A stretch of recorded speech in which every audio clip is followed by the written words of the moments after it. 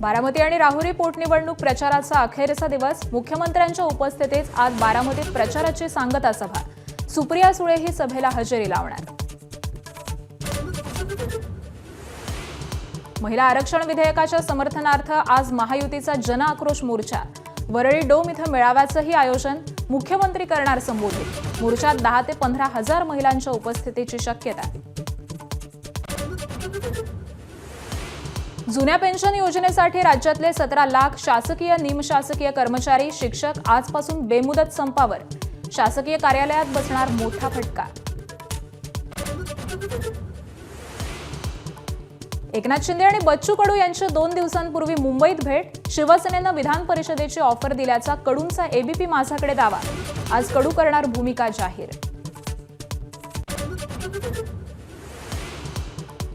नाशिकच्या तपोवनासह गंगापूर रोडवरील वृक्षतोडीचा मुद्दा ऐरणीवर. आज पर्यावरणप्रेमी काढणार महापालिकेवरती मोर्चा. मनसेचा मोर्चाला पाठिंबा. नमस्कार महाराष्ट्र, सुप्रभात. सकाळचे 7 वाजतायत. या बुलेटिनमध्ये आपलं स्वागत आहे. मी आकांक्षा जावडेकर. बुलेटिनमध्ये सगळ्या महत्त्वाच्या आजच्या बातम्या जाणून घेऊयात. बारामती आणि राहुरी विधानसभा पोटनिवडणुकीच्या प्रचाराचा आज शेवटचा दिवस आहे. बारामतीमध्ये राष्ट्रवादी काँग्रेसच्या अध्यक्ष आणि उपमुख्यमंत्री सुनेत्रा पवार उमेदवार आहेत, तर राहुरीमध्ये शिवाजीराव कर्डिले यांचे पुत्र अक्षय कर्डिले यांना उमेदवारी देण्यात आली आहे. दिवंगत उपमुख्यमंत्री अजित पवार आणि राहुरीचे आमदार शिवाजीराव कर्डिले यांच्या निधनामुळे या जागा रिक्त झाल्यामुळे तिथे पोटनिवडणूक होतीये. तर या दोन्ही विधानसभा मतदारसंघांसाठी 23 एप्रिलला मतदान होणार असून 4 मेला मतमोजणी पार पडणार आहे. आणि बारामतीमधील महायुतीच्या सांगता सभेच्या पार्श्वभूमीवरती बारामती नगरपालिकेनं तुघलकी फतवा काढलाय. सभा परिसरामध्ये दुकानं आणि आस्थापनं संपूर्ण दिवस बंद ठेवण्याचे आदेश हे नगरपालिकेनं काढलेले आहेत. तर मुख्यमंत्री फडणवीसांसह इतर मंत्री येणार असल्यामुळे नगरपालिकेनं दुकानदारांसाठी ही नोटीस काढली आहे. कायदा आणि सुव्यवस्थेचा प्रश्न निर्माण होऊ नये यासाठी खबरदारी म्हणून हे आदेश जारी करण्यात आलेत.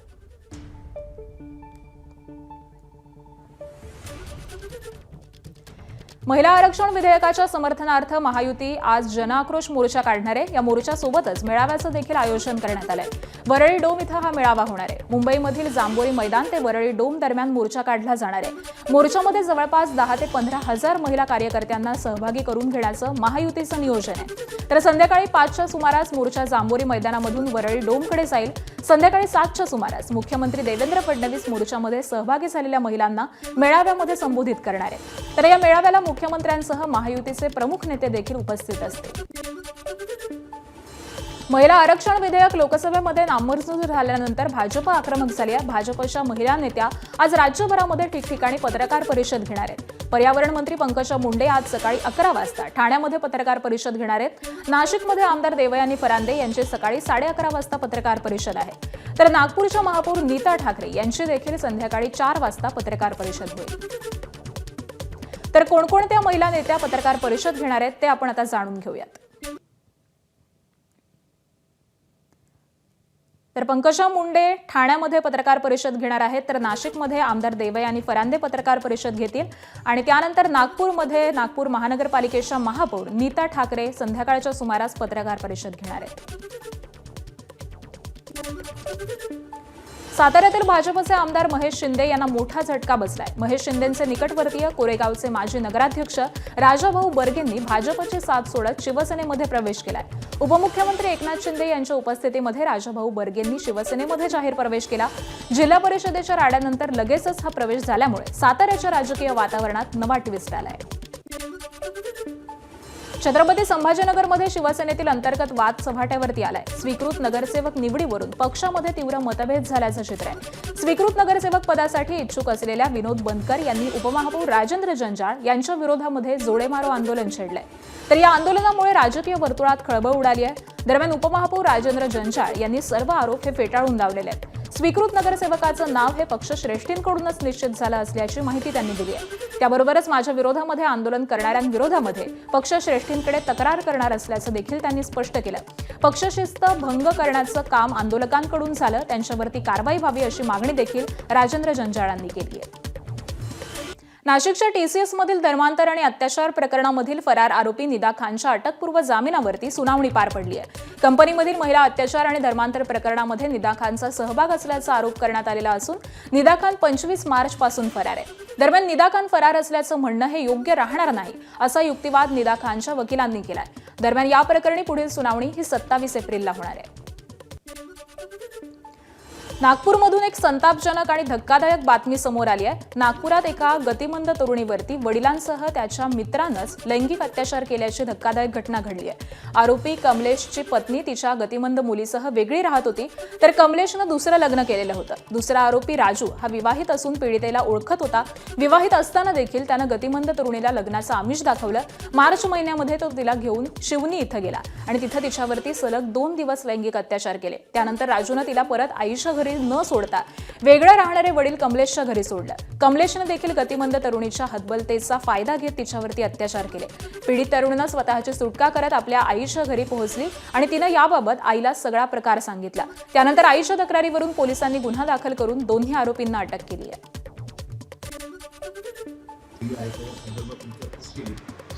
तिने नकार दिला त्यावेळेस आणि 2 दिवसानंतर तिने घरी तिच्या आईला सांगितलं की तिच्यासोबत तिला किडनॅप करून एका व्यक्तीने घेऊन गेला होता, जो की तिच्या घराच्या मागे जे बांधकाम चालू होतं त्या बांधकामाच्या ठिकाणी तो मजूर होता. त्या 1 महिन्याच्या दरम्यान या मुलीसोबत सुरुवातीला जो राजू नावाचा व्यक्ती घेऊन गेला होता त्यांनी एमपीला जिथे तो घेऊन गेला होता त्या ठिकाणी सुद्धा तिथे त्यांनी दुष्कर्म केल्याबद्दल माहिती प्राप्त झालेली आहे. अशा प्रकारची तक्रार आहे आणि त्या आरोपीने टोकरी सुद्धा दिलेली आहे. आरोपीला त्या अटक करण्यात आलेली आहे. नेस्को ड्रग्ज प्रकरणानंतर मुंबईमध्ये ड्रग्ज विरोधातील पोलिसांच्या कारवाईला वेग आलाय.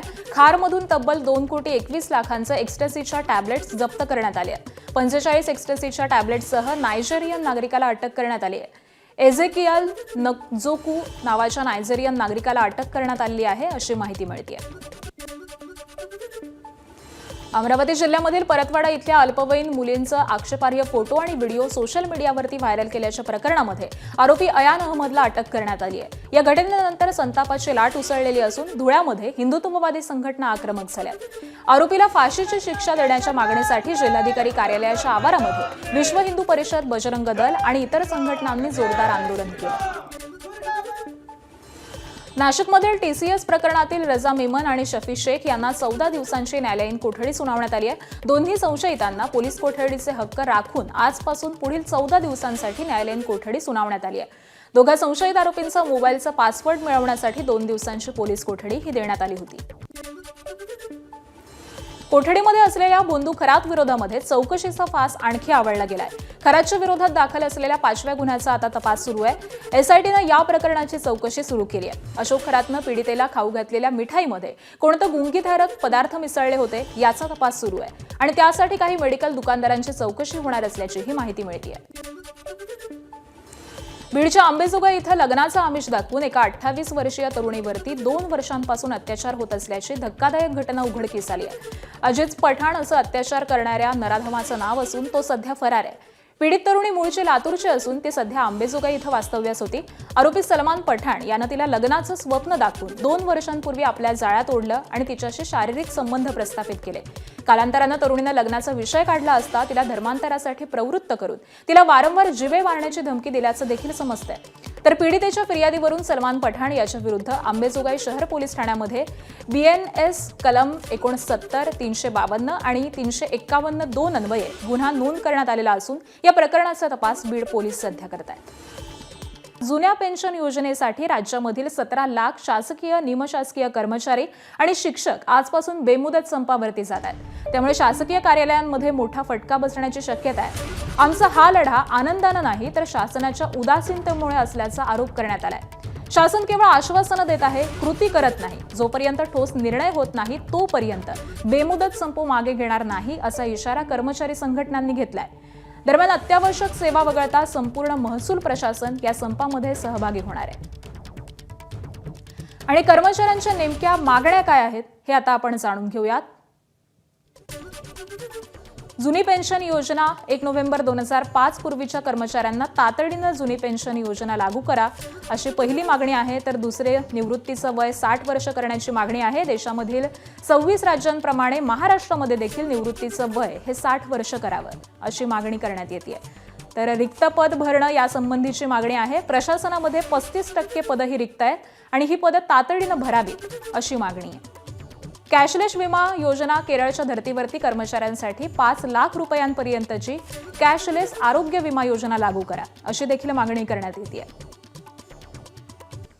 आणि चतुर्थ श्रेणी कर्मचारी संघटनेचे अध्यक्ष भाऊसाहेब पठाण यांच्याशी संवाद साधला आमच्या प्रतिनिधींनी. पाहूयात. आजपासून शासकीय कर्मचारी, निमशासकीय कर्मचारी आणि अनेक कर्मचारी जे शासनासोबत संलग्न आहेत ते बेमुदत संपावर जाणार आहेत. अनेक मागण्यांचा मुद्दा आहे. त्याच विशेष बाब म्हणजे की जुनी पेन्शनचा मुद्दा पण प्रकर्त्यानं समोर येताना पाहायला मिळते. महाराष्ट्र राज्य चतुर्थ श्रेणी सरकारी कर्मचारी संघटनेची सुद्धा यांना पाठिंबा दर्शनाला आपल्यासोबत पठाण सर आहेत. सर, तुमचं नाव, तुमची संघटना आणि तुमचा पाठिंबा काय सांगा. इच्छा नसतानाही आम्हाला संपाची भूमिका घ्यावी लागली आणि आमच्या राज्य कर्मचारी महासंघ आणि मध्यवर्ती संघटना मिळून महाराष्ट्रामध्ये 17 लाख कर्मचारी एकत्रपणाने आम्ही नोटीस दिली माननीय काटकर साहेबांनी आणि आजपासून आम्ही संपात जातो आहे. आणि एकच विनंती आहे शासनाला की लवकर आमचा संप आणि आमच्या जे मागण्या जिव्हाळ्याचा प्रश्न आहे 82 प्रमाणे आम्हाला पेन्शन मिळाली पाहिजे. म्हणजे अद्याप त्याच्यावर काही कारवाई होत नाही. तर आमचा पहिला विषय पेन्शनचा 82 प्रमाणे, दुसरा विषय वर्ग 4चा आहे का महाराष्ट्रामध्ये रिक्त पदे भरतच नाही. कॉन्ट्रॅक्ट म्हणजे ठेका पद्धत आहे, शासनाने ते ठेका पद्धत बंद करावी आणि सरळ सेवेने वर्ग 4ची भरती करावी अशी आमची तळमळीची विनंती आहे. आणि शासनाने लवकर निर्णय घेऊन आणि आम्हाला न्याय मिळवून द्यावा अशी आम्ही शासनाकडे विनंती करतो. जर कर्मचारी संपात सामील झाले तर त्यांच्यावर कारवाईचा एक टांगती तलवार असणार आहे. सर, आमचं ह्या संघटनेला 64 वर्ष झालेले आहेत. रग कर्णिक आमचे दैवत आहे, आमचे नेते आहेत. आणि आम्हाला माहिती आहे की प्रशासन नेहमी जेव्हा संपाची भूमिका आली तर नेहमी काही परिपत्र काढणे, धमकी देणे, कामावर गेले तर तुम्हाला काढून टाकू, तुम्ही नवीन लागलात, असं काहीच होत नाही. आणि कोणताही कर्मचाऱ्यांनी अशा धमकीला बळी पडू नये. आजपासून आमचा बेमुदत संप आहे आणि ते कंटिन्यू चालेल. आणि लवकर शासनाने एक विनंती आहे, लवकर मिटावं. आणि जे कर्मचाऱ्याच्या माध्यमातून ज्या लोकांना त्रास होणार आहे तर मी त्यांची क्षमा मागतो. याला जबाबदार आम्ही नाही, माननीय आमचं शासन आहे. शासन नेमकी काय चर्चा करणार, त्यांच्या मागण्या मान्य केल्या जाणार का हे पाहणं तितकंच औत्सुक्याचं ठरणार आहे. व्हिडिओ जर्नलिस्ट हेमंत कदमसह मी अजय माने, ABP माझा, मुंबई. नाशिकच्या TCS प्रकरणामध्ये रोज नवीन माहिती समोर येते. प्रकरणामधील संशयित आरोपींकडून मोबाईल जप्त करण्यात आलेले असून व्हॉट्सअप ग्रुपची माहिती SIT तपासामधून समोर आली आहे. दररोज ग्रुप लीडर ग्रुपमधून वेगवेगळे आक्षेपार्ह मेसेजेस तरुणींचे विनयभंग केले जात असून हिंदू तरुणी आणि महिलांचा मानसिक छळ करण्याचा प्रयत्न होत असल्याची माहिती ही समोर आली आहे. तर ऑफिसमध्ये दररोज नेटचा पासवर्ड अश्लील नावानं किंवा हिंदू मुलींच्या धार्मिक भावना दुखावतील अशा पद्धतीनं सेट केला जात असल्याचा प्रकार हा समोर आलाय. आरोपी शफी शेख आणि रजा मेमनच्या मोबाईलमधून काही डेटा डिलीट केल्याची देखील शंका व्यक्त करण्यात आलेली असून तपास यंत्रणेकडून अधिकचा तपास हा सध्या सुरू आहे. नागपूरमधून एक संतापजनक आणि धक्कादायक बातमी समोर आली आहे. नागपुरात एका गतिमंद तरुणीवरती वडिलांसह त्याच्या मित्रानंच लैंगिक अत्याचार केल्याची धक्कादायक घटना घडली आहे. आरोपी कमलेशची पत्नी तिच्या गतिमंद मुलीसह वेगळी राहत होती, तर कमलेशनं दुसरं लग्न केलेलं होतं. दुसरा आरोपी राजू हा विवाहित असून पीडितेला ओळखत होता. विवाहित असताना देखील त्यानं गतिमंद तरुणीला लग्नाचं आमिष दाखवलं. मार्च महिन्यामध्ये तो तिला घेऊन शिवनी इथं गेला आणि तिथं तिच्यावरती सलग 2 दिवस लैंगिक अत्याचार केले. त्यानंतर राजूनं तिला परत आईच्या घरी न सोडता वेगळं राहणारे वडील कमलेशच्या घरी सोडलं. कमलेशने देखील गतिमंद तरुणीच्या हतबलतेचा फायदा घेत तिच्यावरती अत्याचार केले. पीडित तरुणीनं स्वतःची सुटका करत आपल्या आईच्या घरी पोहोचली आणि तिनं याबाबत आईला सगळा प्रकार सांगितला. त्यानंतर आईच्या तक्रारीवरून पोलिसांनी गुन्हा दाखल करून दोन्ही आरोपींना अटक केली आहे.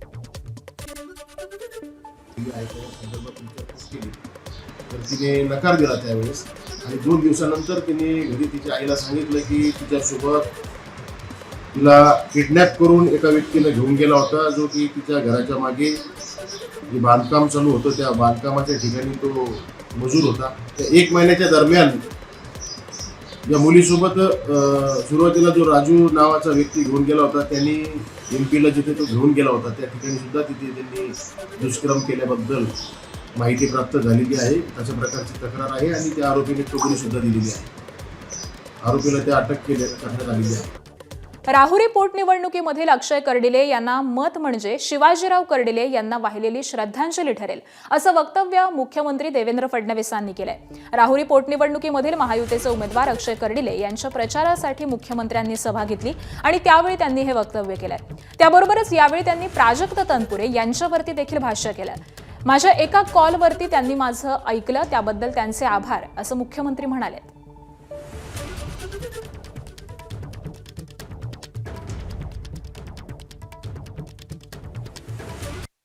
शिवाजीराव कर्डिलेंवर प्रचंड प्रेम केलं. त्यांचं व्यक्तिमत्वच हे प्रेम करण्यासारखं होतं. पण आज तुम्हाला आश्वासित करतो, शिवाजीरावांवर जेवढं प्रेम केलं त्याच्या दीडपट प्रेम हे अक्षयवर आम्ही सगळे मिळून करू. या निवडणुकीतलं मत हे एखाद्या उमेदवाराला दिलेलं मत नाही, एखाद्या भावी आमदाराला दिलेलं मत नाही. या निवडणुकीत दिलेलं प्रत्येक मत एक प्रकारे आपल्या शिवाजीराव कर्डिलेंना दिलेली आपली श्रद्धांजली आहे. हे लक्षात ठेवून मतदान करायचं आहे. मला खरं म्हणजे या ठिकाणी येत असताना आपल्या नेत्यांनी हे सांगितलं की लोकांच्या काही मागण्या देखील आहेत. ST डेपोची आहे, रेल्वे उड्डाणपुलाची आहे. मी एकच गोष्ट सांगतो, या जेवढ्या मागण्या तुमच्या आहेत, आजच तुम्हाला सांगतो, मी अक्षय कर्डिलेला बेरर चेक देऊन चाललेलो आहे. राज्याच्या तिजोरीचा बेरर चेक हा अक्षय कर्डिलेला देऊन चाललेलो आहे. या जेवढ्या प्रलंबित मागण्या आहेत, या मागण्या आपण निश्चितपणे पूर्ण केल्याशिवाय राहणार नाही. साताऱ्यात काल उपमुख्यमंत्री एकनाथ शिंदे यांनी झंझावाती मेळावा घेतला. जिल्हा परिषद अध्यक्षपद निवडणुकीवरून आमदार महेश शिंदेंशी झालेल्या वादाची किनार या मेळाव्याला होती. शंभूराज देसाईंनी घडलेल्या गोष्टी आपल्याला सांगितलेल्या आहेत, त्यावरती योग्य वेळी बोलेन. साताऱ्यामधली जनता स्थानिक पातळीवरती घडलं ते सहन करणार नाही. मैं कैसे को छोडता नाही असा इशारा शिंदे यांनी दिलेला आहे. तर जिल्हा परिषद अध्यक्ष कोणीही झाला तरी लोकांच्या मनातला अध्यक्ष हा शिवसेनेचाच आहे, असं देखील ते म्हणाले.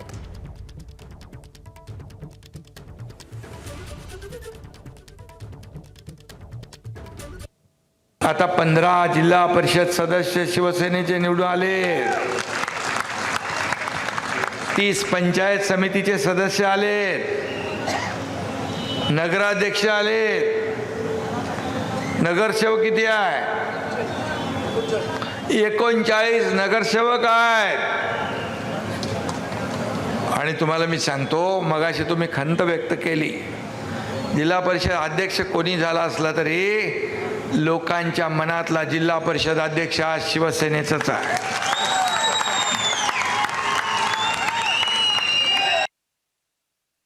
याच भूमीने आता शिवसेनेला भक्कम साथ देण्याचा निर्णय घेतलाय. म्हणून मी इथं आलोय तुमच्या पाठीवर शाबासकीची थाप द्यायला. कार्यकर्त्यांच्या मागे उभा राहणारा नेता. अरे मी तर कार्यकर्ता म्हणूनच काम करतोय. मुख्यमंत्री असताना देखील कार्यकर्ता म्हणून काम केलं. त्यामुळे जेव्हा कार्यकर्ता अडचणीत असतो, कार्यकर्त्यावर संकट येतं, कार्यकर्ता अपमानित होतो, त्यावेळेस माझ्यातला शिवसैनिक जागृत होतो. आणि मग कार्यकर्ता जागृत झाल्यानंतर आपल्याला माहित आहे, बाळासाहेबांनी अन्यायाविरुद्ध लढायला शिकवलंय, अन्यायाविरुद्ध पेटून उठायला शिकवलंय. मुंबई इंडियन्सनं गुजरात टायटन्सवरती 99 धावांनी विजय मिळवलाय. मुंबईनं गुजरात समोर 200 धावांचं आव्हान ठेवलं होतं. तिलक वर्मानं खणखणीत शतक झळकावलं. 200 धावांचा पाठलाग करण्यासाठी मैदानामध्ये उतरलेला गुजरातचा संपूर्ण डाव हा 15 षटकांमध्ये 100 धावांवरतीच आटोपला. या सामन्यासाठी मुंबई इंडियन्सचा संघ गुणतालिकेमध्ये सर्वात शेवटी होता. पण हा सामना जिंकून मुंबई इंडियन्सनं गुणतालिकेमध्ये 4 गुणांसह 7व्या स्थानी झेप घेतली आहे. हा विजय मुंबई इंडियन्ससाठी खास आहे, कारण मुंबईचा संघ गुजरातला त्यांच्या होम ग्राउंडवरती पराभूत करू शकलेला नव्हता. मात्र आता पहिल्यांदाच मोठ्या विजयाची नोंद झाली आहे.